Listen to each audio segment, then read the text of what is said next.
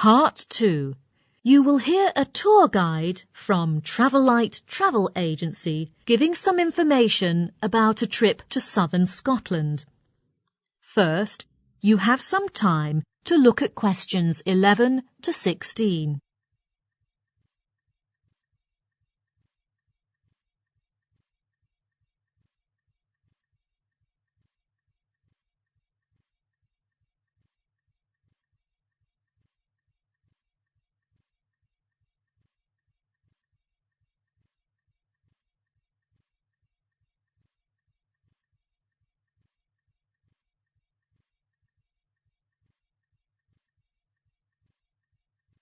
Now, listen carefully and answer questions 11 to 16. Good morning, everyone. I'm Sally, tour guide from Light Travel Agency. Today, I'm going to introduce a great trip to southern Scotland for you. I'm sure you will find it a fantastic place. There is lots to see in southern Scotland. To begin with, we will go to Sheepfold, which has 1 or 2 beautiful gardens. One thing that's definitely worth doing is climbing to the top of the mountain. You'll be fascinated by the beautiful scenery alongside the mountain road. When you get to the top, you can overlook the coastline and enjoy the stunning view. From there, we will go on to Brownmare. Brownmare used to be famous for its farm, but it is being refurbished at the moment and isn't likely to be reopened by the time we go there. But you can walk for hours there in the peaceful green surroundings along a wide variety of tracks. I think you will be struck by the beautiful roses in Mother Nature. In Doris, there were several old barns, but they have been converted into a special section where animals and plants are protected. From there, you can see a range of rare breeds as well as flowers. This place is usually favoured by university students as a destination for their field trips.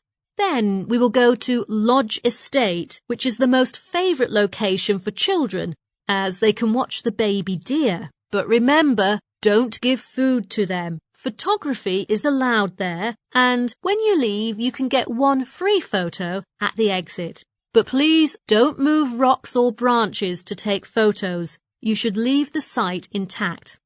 Our next stop is Auden. I strongly recommend that you visit the ancient town, which was constructed nearly 1,000 years ago. There is not much of the original buildings left, but still plenty to see. The site is being excavated, and you'll be able to help out if you want to. Finally, we will spend some time in East Lake, which changes with the seasons, with different events happening at different times of the year. At the moment when we arrive there, it will be the most spectacular month with the arrival of Canada geese. I'm pretty sure that this visit will give you an unforgettable experience. Before you hear the rest of the talk, you have some time to look at questions 17 to 20.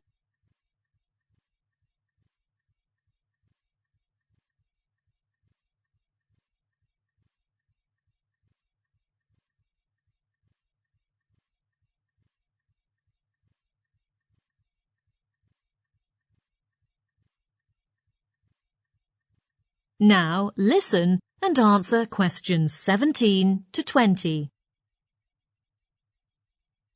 Some of you have asked me about the place where we're going to stay. So, next, I will introduce different types of accommodation there. First, many tourists may consider visiting a bed and breakfast, also called a B&B, as they don't have to be worried about what to eat in the morning. But you have to pay attention that this type of accommodation is only available on a daily basis.